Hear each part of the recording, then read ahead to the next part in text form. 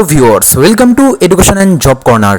দেখুন, শিক্ষক মহলের মনে এই মুহূর্তে সবচেয়ে বড় একটা প্রশ্ন হলো, গ্রীষ্মের এই তপ্ত দাবদাহে এই মুহূর্তে কি বিদ্যালয় খুলে রাখা উচিত নাকি বিদ্যালয় মর্নিং শিফটে আনা উচিত? এই নিয়েই শিক্ষক সংগঠন মধ্যশিক্ষা পর্ষদে দাবি জানিয়েছেন এবং সেখান থেকে যে বিষয়বস্তু উঠে আসছে চলুন শেয়ার করি। আজকে থেকে মানে আজ 17ই এপ্রিল থেকে 22শে এপ্রিল তীব্র দাবদাহ চলবে দক্ষিণবঙ্গের বেশ কিছু জেলাতে।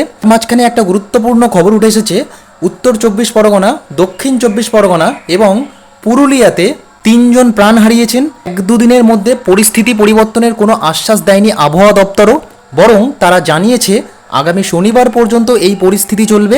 তাদের তথ্য অনুযায়ী এদিন মেদিনীপুর, মগরা ও পানাগড়ে তাপপ্রবাহ ছিল। কলকাতার সর্বোচ্চ তাপমাত্রা ছিল 39.4 ডিগ্রি সেন্টিগ্রেড। তাপমাত্রা 40 ডিগ্রি বা তার বেশি রেকর্ড করা হয়েছে দমদম, সল্টলেক, বাঁকুড়া, ক্যানিং, শ্রীনিকেতন, বর্ধমান, আসানসোল, পুরুলিয়া, কলাইকুণ্ডা, পুরুলিয়া, ব্যারাকপুর, সিউড়িতে। এছাড়াও বেশ কিছু জেলাতে হয়েছে, মুর্শিদাবাদ জেলার মধ্যেও কিন্তু 40-41 ডিগ্রি সেন্টিগ্রেড তাপমাত্রা ডিটেক্ট হয়েছে।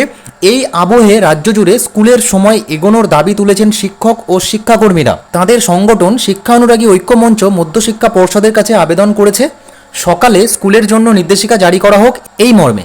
পর্ষদ সভাপতি রামানুজ গঙ্গোপাধ্যায় এ নিয়ে কোনো মন্তব্য করেননি। তবে এক পর্ষদ কর্তা বলেন, স্কুলগুলি ম্যানেজিং কমিটির সদস্যদের সঙ্গে আলোচনা করে এমন সিদ্ধান্ত নিতেই পারে।